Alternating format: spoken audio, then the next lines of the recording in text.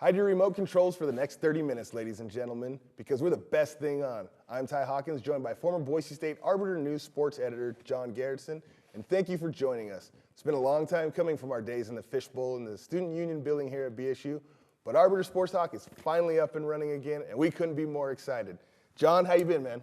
I'm glad you paid respects back to the Fishbowl days, but thank you so much for having me here. I'm glad to have you here. We're excited to see that you are on board with us. With that said, let's get to business. Last night, the Boise State men's basketball team had a 71-70 win at Taco Bell Arena over the visiting New Mexico Lobos. Kind of been a thorn in our side. Ryan Watkins had another double-double. Anthony Drimmick led with 18 points and had some stellar bench play from Thomas Broplay. What do you think so far in the season of the team? Well, as CBS sports analyst Doug Gottlieb said, Boise didn't Boise, which was great. They broke a 3-game losing streak and actually held one on into the late second period, which was great. As you said, Drimmick and Marks had a great game. Marks actually passed the rock around a little bit with 8 assists. Strong play from Broplay from the bench.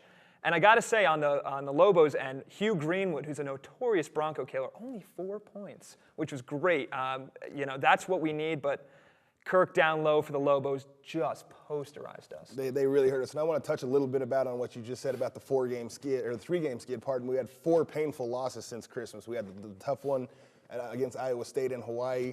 We dropped a tough one again to Wyoming, UNLV, and San Diego State just a couple of days ago. We lost those 4 games by a combined 12 points. You mentioned Hugh Greenwood being the killer. He, in fact, took the last desperation shot last night and missed. I would have liked to see Kendall Williams go up with that one. How big was this win for our program last night? I don't want to say it's a March Madness-worthy win, but it was a huge win indeed. And it was a well-needed win not only for the team, but for Bronco Nation in general. We kind of saw that with the San Diego State game, with Marks taking the last-second shot and just missed. And the fans just looked depleted, had enough. And so for that, being at home, that huge win, getting the crowd back into it, I mean, if they keep this up going, in the next couple weeks, I'm not saying they're tournament bound, but they're at least in the conversation. Do you think that Boise State fans were a little spoiled initially with the hire of Leon Rice? He came in, took us to the NIT last year. We had a berth in the NCAA tournament.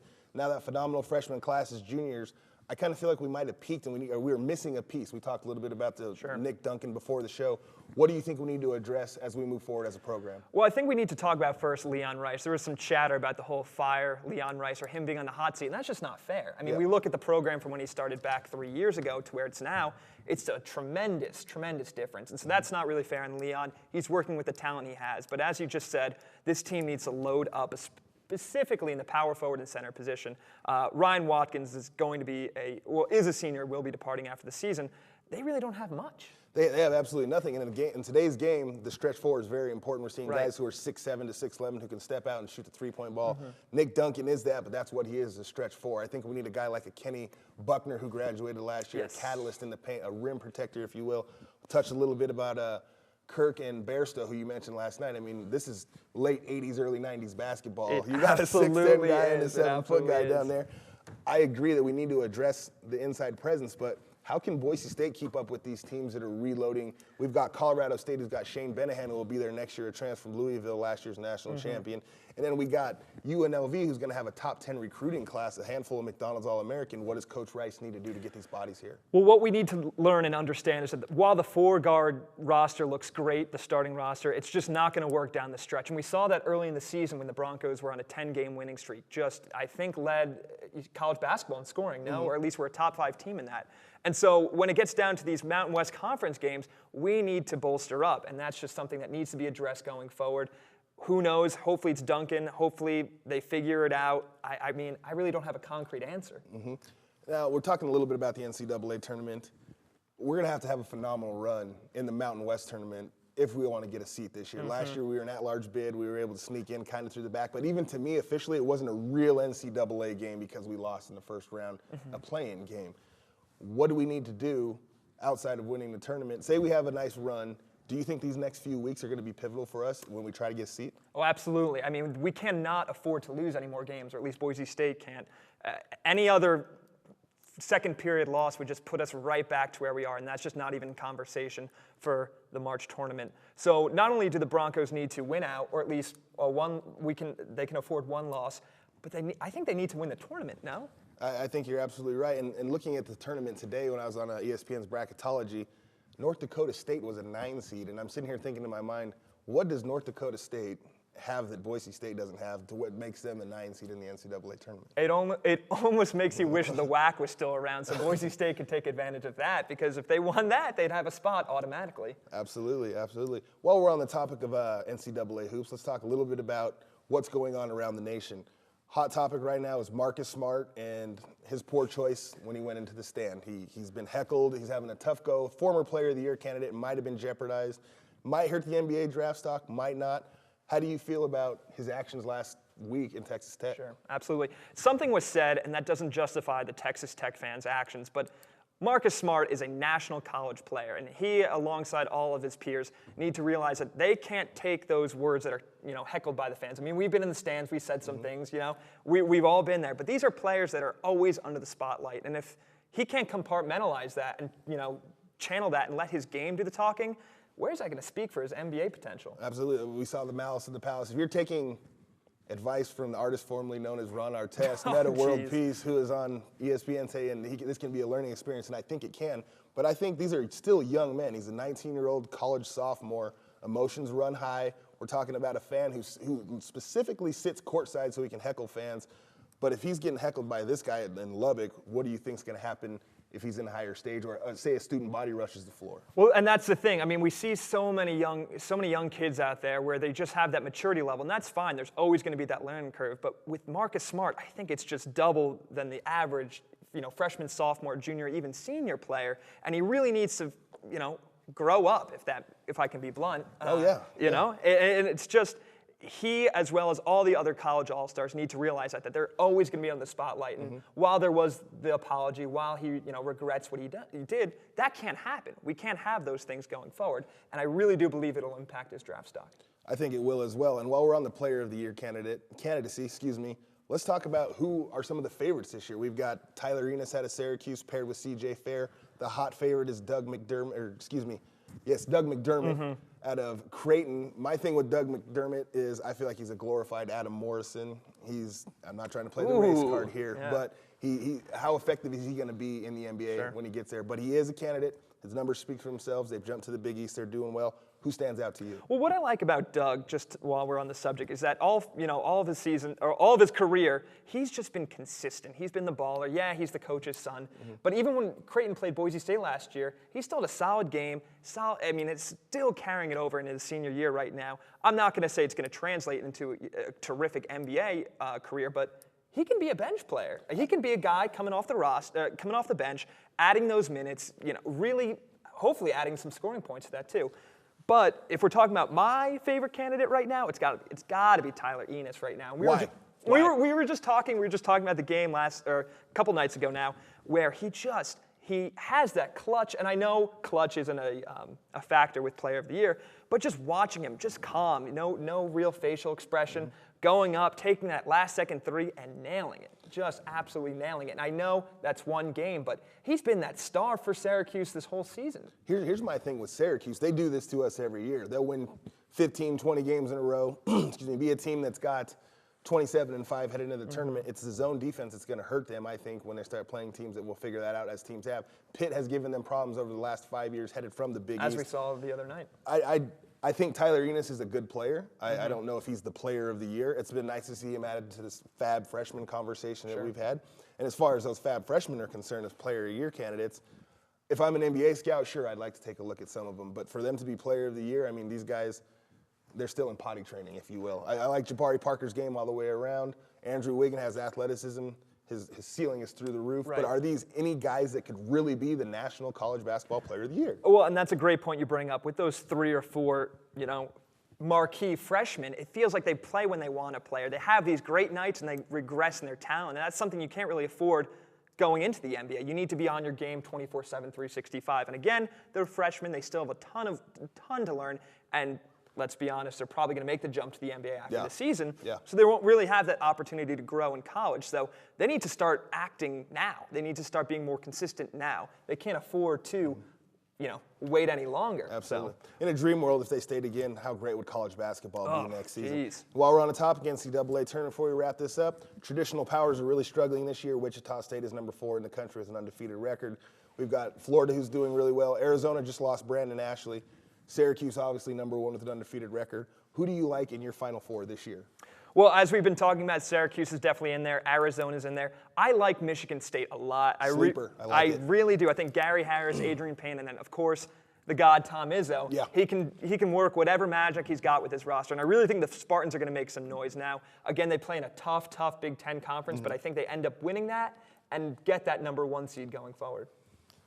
Well, with NCAA basketball comes NCAA football, and since we're our sports talk, we talk about things that are happening in college as well as outside of that.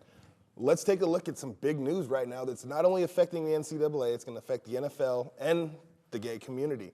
Michael Sam, star defensive end out of the University of Missouri, who was the co-defensive SEC Player of the Year, has come out of the closet and admitted that he is a homosexual. I think this is huge. People are saying, oh, we don't care, it's not a big deal. I think this is a big deal. I like the fact that the University of Missouri addressed this after the season, so it was not a factor as they made a quest for their run at the SEC championship. And I really like the fact that the team has accepted him for not what he does personally outside of the football field, but how he plays. Sure. What are your thoughts on that? Well, yeah, I mean, as you just mentioned, it's a big deal, not so much that he is a homosexual, but he's the first NFL prospect to come out before being drafted. And as we both know, while it may not be a big deal that he's a homosexual, we're still talking about the National Football League here. And we're talking about GMs and execs that have been with franchises for countless of years where that's unheard of. And they're not really used to that. And one exec who went unnamed had said, maybe in 10 years this will be something more custom. But right now, it's kind of a shock value. They say maybe in 10 years, but let's say next year there's a team who takes a gamble on him. We're talking about a guy who competed at the highest level in NCAA football last season. Say the guy comes out and has 7 sacks as a rookie. Do you think that executive is going to be eating his words? If I'm Tom Brady, or if I'm Peyton Manning, or I'm Pete Carroll, people who are competitors and want to win, I don't think they care what he does. I think they're going to say, hey, you can contribute to the team. You and I both. You go ahead and do that. We saw the forgiveness of the wide receiver from the Philadelphia Eagles. And to me, if I'm a player, and this might be a stretch, I think I would rather deal with this person and the agendas he brings to the football team than the whole Richie Incognito and Jonathan Martin thing, because we see that happen every day in football. This is new. I think it's going to give players a chance to embrace it and see how they handle it. Oh, absolutely. Michael Sam is a player regardless. He comes and hustles. I mean, co-defensive player of the year for the SEC, which is a big deal. Now, my thing is that he wasn't really talked about much before he came out. And now that he came out, we have unnamed execs and GMs saying, oh, he's undersized, he's unproductive. And of course, it's so timely after when he came out that they're almost covering their tracks a little bit. And that's just unfair to Michael. Yeah, I agree absolutely, because who cares? At the end of the day, who cares? If you can play the game, he puts his pants on the same way everyone else does. He competes, he works hard, he lifts weights, he's in the gym. It doesn't matter to me. What do you think, we talked a little bit before the show, what franchises would be accepting of a person like this? I know we talked a little bit about Seattle, teams in California. I feel like the further west coast, the more open things people are, but I feel like if you went to a team like the Houston Texans or someone of that nature, I think he needs to get to a bigger market where it's more accepting. Do you think he'll have any real hatred, per se, from fan bases who don't want him on their team? Well, my favorite for a pickup for him would be the New England Patriots. I think Bill Belichick not only has his locker room under lock, but Michael Sam, he can find a spot on that defense, whether that's special teams linebacker, you know, coming in on third downs, he'll find a spot. And I really do believe that with Belichick there, with the veteran leadership they have in that locker room, especially Tom Brady, that's almost an ideal fit. But we also talked about the West Coast teams, the Pete Carroll, the Seahawks, 49ers. I don't think there's going to be many teams that will be unaccepting of Michael coming into the locker room. But I just want to mention that this is just completely fascinating. We're entering almost like a new realm with this, that the first, gay NFL prospect. And it's something, while it's not a big deal to you and I, it's just fascinating to watch and seeing where he's going to land and watching his journey go along. I wouldn't say it's not a big deal to either of us, because I think it doesn't affect us from a personal standpoint, but I think we're seeing times change. As his father said, I'm not with that. I'm old school, man and woman. We had the cornerback Chris Culliver for the San Francisco 49ers last year in the Super Bowl say, none of that sweet stuff is accepted in the locker room. Well, unfortunately, I think that is going to be accepted, and he's going to have to eat those words as well. I think it's cool that we're seeing a changing of times. I also think two things that stand out to me, and I talked a little bit with one of our producers, Rashad, before the show. Dennis Rodman is arguably the best rebounder ever in NBA history. Michael Jordan, arguably the best competitor at any level of any sport in history. Do you think Michael Jordan cared what Dennis Rodman was doing outside of his personal life? If Dennis Rodman came to the court to perform and help him win 3 back-to-back NBA championships, I think they leave that at the door, and I think players are going to do that as well. Oh, absolutely. I mean, if I'm a player in the NFL, I'm looking for a guy that's coming in ready to play all day. No, he can do whatever he wants outside the locker room, outside the field, but as long as he's giving it all, 110%, not a problem. And I think hopefully we can only hope that that's the mentality going forward with these NFL players. I think it's a good thing that we are seeing, and he's had tremendous support, not particularly from the University of Missouri, but as well as people in social media, broadcasters across America. I think it's really been good. It was really cool, actually. The University of Missouri, they had a snow day the other day, and on their M, they carved out salmon. I thought that was really cool, actually. Yeah, that's a very nice gesture to them. It's Valentine's Day weekend. How about that? And what better way to celebrate your true love than with the NBA All-Star Weekend? I believe it's held in Las Vegas this year, the Devil's Playground. Sunny place for shady people, but that's just my opinion. What do you think about, let's talk a little bit about the dunk contest first. We both agree this is probably the most exciting outside event of any All-Star game, whether it's hockey, basketball, or football or baseball. Dunk contestants this year are Harrison Barnes of Gold State, Damian Lillard, Portland, Ben McLemore, rookie out of Sacramento, second-year phenom Terrence Ross, Paul George, a superstar who I think is doing a favor bringing I think the third best player in the NBA now, behind LeBron and Kevin. I think he had Maybe is that a different discussion? No, I couldn't agree more. And then finally, your last contestant is John Wall. Who do you like to win the dunk contest? I'm just a huge Damian Lillard fan no matter what. Just watching what he did last season and now continuing that's just been impressive. And again, the dunk contest doesn't relate to what he's doing in the NBA at all. It's just, as we said, it's just an all-star festivity, which I think is my favorite out of all the professional sports. I think the dunk contest is number one, but I got to pull for Damian. And then Paul George, too, as I just chimed in as him being one of the best out there, I think he's going to put on some moves. I like the fact that they have some guys in here who are young, athletic talent. We're not talking about Dwight Howard putting on a cape and jumping over things, guys blowing out candles on the back of the rim, Blake Griffin jumping a Kia, which really wasn't that great if you think about it, because he didn't jump the Kia, he didn't jump over the Kia. I think, I looked on Bleacher Report today, there's some odds. I'm going with Harrison Barnes, 17-2 favorite. I think there's odds. Yeah, there's odds on Bleacher Report. I think he's going to have an impact in this. I like your Damian Lillard pick, but this guy's involved in everything. He's in the All-Star game. He's in the three-point contest. He's in the dunk contest. What's he really got? And then, of course, I think McLemore and Terrence Ross, Paul George, some of the stuff he does is just unreal this early in his career. Overall, I think it's a pretty good field. Three-point contest. Again, your boy Damian Lillard's in there. There's also some, we talked a little bit, not so deserving veterans in there. Aaron Aflalo, a standout from Orlando, having a good season as he's finally found a home. Steph Curry looking to repeat. Personal favorite here is Kyrie Irving. Kevin Love, a one-time champion. Marco Bellinelli, I don't know why he's in there. Brad Beal, an up-and-coming player. And, of course, Dame Lillard. And your personal favorite from your Brooklyn Nets, where John's from Cranfield, New Jersey. So go ahead, John. If there's any Brooklyn Nets fans that will watch this, they'll understand that Joe Johnson didn't deserve this. It was Mirza Teletovic, by bar none. And so when I see Joe in there, good for him. He's a guy, he's in his 12th year, I believe. He's been a player this year, especially with Darren out. I just don't think he's a three-point. I got to champion my guy Mirza here. So who do you like to win it? Are you going to get mad at me if I say Damian again? I'm not going to. We can take it I think Damian's just that well-rounded. That'd be really, talk about a storyline, winning the dunk contest and the three-point contest. That would be very exciting. And to your credit, it takes a real fan to have a bottom dweller team. What are you guys, like ninth in the East right now? Whoa. We're also talking about the Eastern Conference here, where, we're going to have at least 3 or 4 sub-500 teams make it. So we're 7. We're 7 right now. Hey. 2 games out of 500, so. Well, they didn't put whoever you just said, the other guy that should be in there. No, I know. I'm going to go with my team, not because he's on my team, but because I think he's the most prolific shooter in the game right now, Stephen Curry. I think he's money. He's lights out right there. And I heard a dirty rumor that if you can get $150 and bring a pair of basketball shoes, the Nets are having tryouts. Doing low blows on this show. Okay. That's all right. And back to the All-Star game. To me, this is a glorified AAU game with kids, with adults who have a lot of money to spend. It's going to be in Vegas. New Orleans. And whose party did you go to? Kenny Smith's party? Did you go to Anthony Davis's party? oh, guess what? Nate Robinson's giving away Jordan 11s.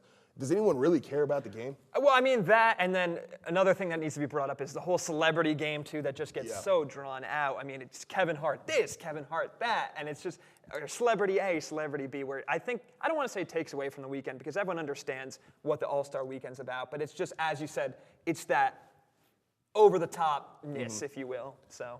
And there could be a couple of big trades coming up for teams who are trying to not only meet deadlines, but make a push for playoff spots. If I were the Nets, I'd probably give away half my roster. On to the next topic, MVP for the season.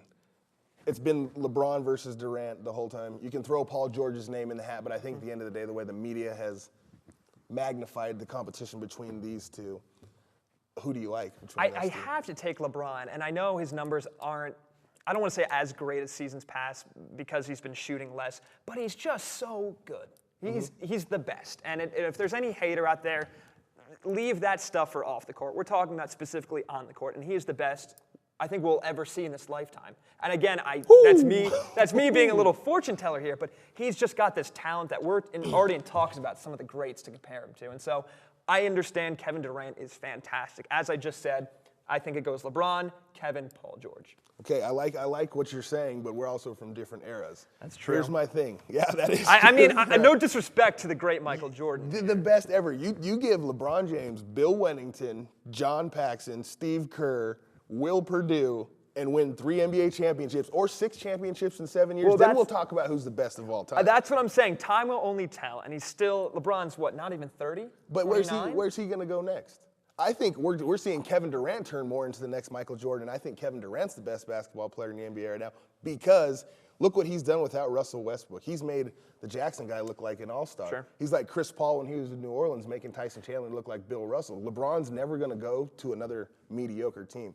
I mean, for lack of a better term, I can't stand the song, but Kevin Durant started from the bottom, now he's here. No, I totally buy that point, and it makes sense, especially with the whole LeBron, I'm taking my talents to Miami thing. That was drawn out, and I understand that left a bad taste in everyone's mouth, but you also understand, I get the Kevin Durant point where he's Michael Jordan, the player, but can OKC channel their inner Chicago Bulls and make a title run? If we have a 7-game series right now, to me, there's 4 teams in the West. You could probably throw Houston in there as well, but sure. You got Portland, who's been a pleasant surprise, OKC, and of course I'm